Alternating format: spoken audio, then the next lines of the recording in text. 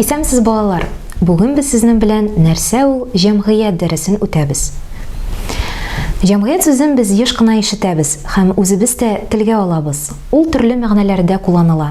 Чагыштырыгыз.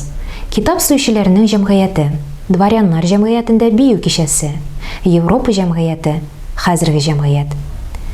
Китерелгән мисаллар һәрберсе кешеләрнең төрле берләшмәләрен белдерә. Кешеләрне бер очракта уртак мавыгу, калган очракларда урын һәм вакыт уртаклыгы берләштерә. Җәмгыятьтә кешеләр даими рәвештә берләшеп яши. Үзара аралашудан, хезмәттәшлек итүдән тыш, алар һәрчак эшчәнлекләре нәтиҗәләрен дә уртаклаша. Мәсәлән, азык-төлек белән тәэмин итә, ә аяк киемен һәм кием салымны җиңел сәнәгать өлкәсендә эшләүчеләр җитештерә. Авыр индустрия эшчәнләре металл коя һәм станоклар эшләп чыгара. Кыскасы, барысы да үзара бәйләнгән. Бу элемтәләрне башкача иҗтимагый мөнәсәбәтләр дип атарга мөмкин. Алга таба сүз шушы элемтәләр иҗтимагый мөнәсәбәтләр турында барачак. Балалар, җәмгыять ничек төзелгән микән? Гаилә, рух, кабилә кешеләрнең иң борынгы берләшмәләре. Бу төркемнәрнең күп кенә агзалары ихтимал бер-берсен шәхсән белмиләр дә. Әмма шуңа карамастан, аларның максатлары, кызыксынулары, тормыш рәвешләре бердәй була. Җәмгыять кирәкле ресурслардан һәм төрле хезмәт продуктларыннан башка яши алмый. Икътисад эшләсен өчен җәмгыятькә милләт җитештерүнең, алмашуның һәм бүлүнең төрле рәвешләре булу кирәк.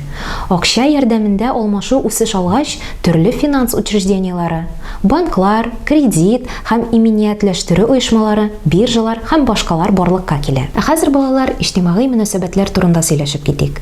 Теләсә кайсы җәмгыятьнең яшәешенә шактый төрлелек хас. Кешеләрнең берлекләре һәм берләшмәләре арасында катлаулы мөнәсәбәтләр барлыкка килә.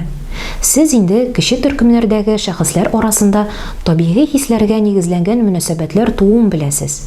Әмма җәмгыятьтә бер-берсеннән бик еракта, хәтта төрле вакытта яшәгән кешеләр арасында урнаша торган мөнәсәбәтләр дә була.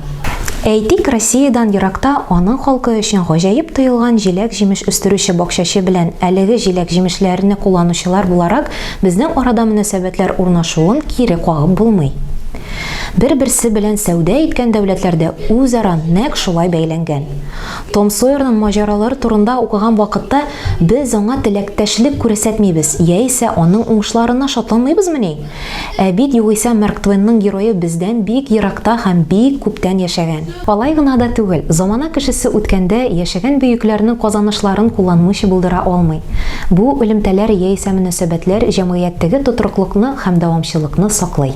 Җәмгыять темасы буенча дәресебезнең теория өлеше тәмам. Практика өлешендә очрашырбыз.